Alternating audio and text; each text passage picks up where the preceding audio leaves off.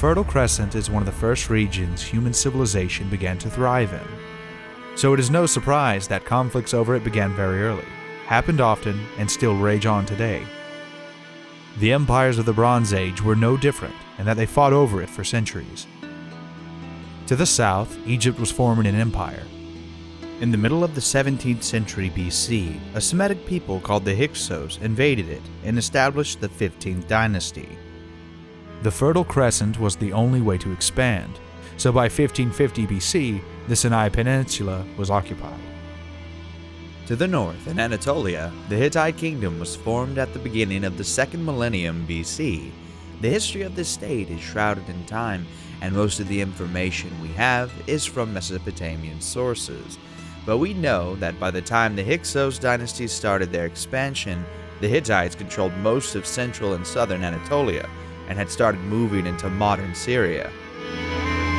Here they met with the kingdom of Mitanni, which used the collapse of the old Assyrian Empire to gain independence by 1500 BC. The Mitanni and Hittite kingdoms fought each other on the edge of Anatolia throughout the early 15th century BC with differing results. They were joined by the Egyptian pharaohs of the 18th dynasty, which quickly expanded their empire into the northern Fertile Crescent using the relative weakness of the local city-states. Still, a great rebellion against the Egyptian rule happened as the cities of Kadesh and Megiddo were joined by the Canaanite people and the kingdom of Mitanni. The first recorded battle in history occurred during this revolt. In 1447, the pharaoh Thutmose III crushed the Kadesh-led alliance near Megiddo and Canaan. This battle left such an impression that now we refer to the end of the world as Armageddon, and a number of religions expect the last battle of humanity to happen in the same location.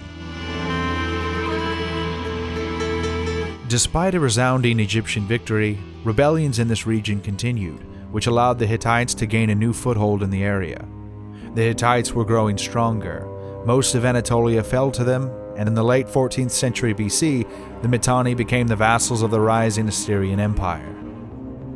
The Hittites also lost some territory to the Assyrians, but held the line and even expanded in Syria as the great city of Kadesh was taken from Egypt. The pharaoh Seti I tried to re-establish Egyptian influence, making a foray into Syria.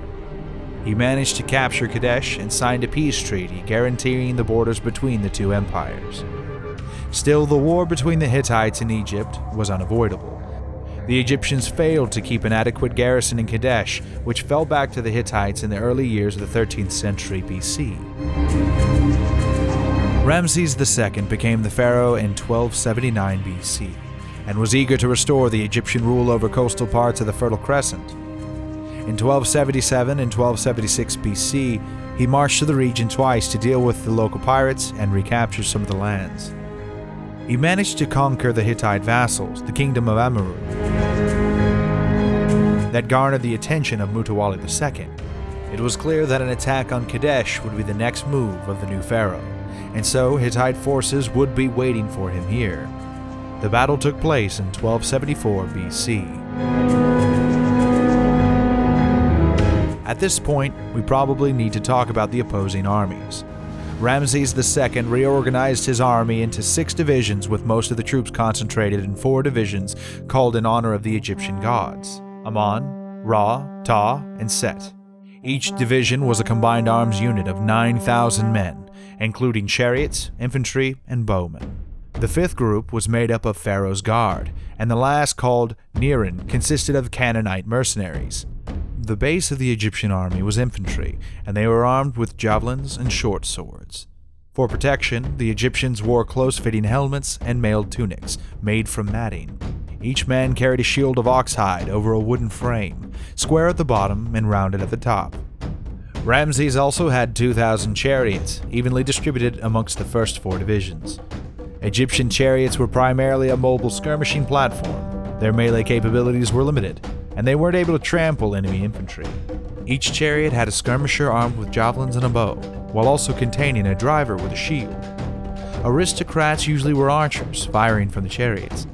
The Hittite infantry had a similar armament and were used similarly, but the chariots of this empire were entirely different from their Egyptian counterparts. Hittite chariots were heavier, which made them slower, but also allowed a 3-man crew with 1 driver, 1 warrior, and 1 more armed with a spear. While devastating to enemy formations, these chariots were also imbalanced and susceptible to being overturned. Ramses II started his march towards Kadesh with just his guard and the Ammon division, as he was not expecting the Hittite army to be nearby. Along the way, 2 Bedouins were captured, and they told Ramses II that Muwatalli's forces were 200 kilometers away, near Aleppo, and that they would not be able to help the city of Kadesh. Ramses ordered his troops to set up camp to the west of the Orontes River in the Buka Valley. Thankfully for him, more captives ended up being questioned and made a different claim, that the Hittites were nearby, on the other side of the river, and they were waiting for Ramses to besiege Kadesh so they could attack him from behind. Ramses sent a messenger to all his divisions with an order to march towards the camp. The Raw division was the closest and tried to implement the plan, but it was attacked near the settlement of Shabtuna by at least 2,000 Hittite chariots, which crossed the Orontes to the south of Kadesh. The Egyptians were not prepared. They failed to move into formation, and their marching column was shattered by the chariots. The division retreated in disorder, and the Hittites turned to the north. Some Egyptian chariots reached the camp with a tale of their dishonor, but it was too late. The Ammon division set most of the fortifications on the eastern part of the camp, as the attack was expected from this side. The chariots attacked from the west and easily entered the camp. It is said that some Hittites were so sure of victory that they started to plunder the camp, and their chariots were now heavy from the loot. Ramses sent his guard forward to hold the breach, and some of the warriors from the Raw division finally reached the camp to join the defense.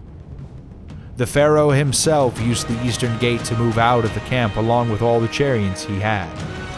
This group moved to the north, and then to the west, and ended up behind the Hittite chariots, who only now realized that they were surrounded. Skirmishing Egyptians could not hold the Hittite chariots, who found a way to break the envelopment.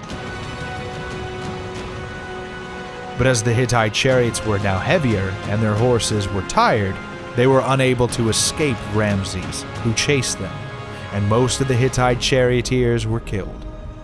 Muwatalli saw the developing situation and sent his 20,000 strong infantry and 1,000 chariots forward across the river to attack the enemy camp from the east.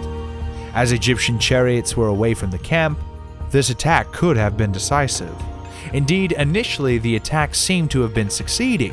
However, the Nearin division, which was operating in Amurru, also received the order to move double time and managed to strike Muwatalli's forces from the north. It is said that the chariots of the Ta division and Ramses also took part in the counterattack and smashed into the enemy from the south. The Hittites were encircled, and their retreat had no semblance of order. The survivors were pinned to the Orontes River, and the majority of the Hittite army perished.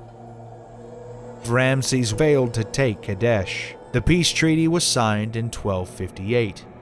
And even though this pharaoh was later known as Ramses the Great, during his reign most of the lands in Asia were lost. Thank you for watching. Please join us in the comments section, as we love to talk to you about our videos or history in general, and we always try to answer your questions, requests, feedbacks, and critique. You can help us quite a bit by sharing this video with your friends, because shares are driving YouTube viewership more than anything at this point. This video was narrated by me, Commissar Bro. You can find a link to my channel in the description. Come say hi. This is Nurix and Phoenix's channel, and we'll catch you on the next one.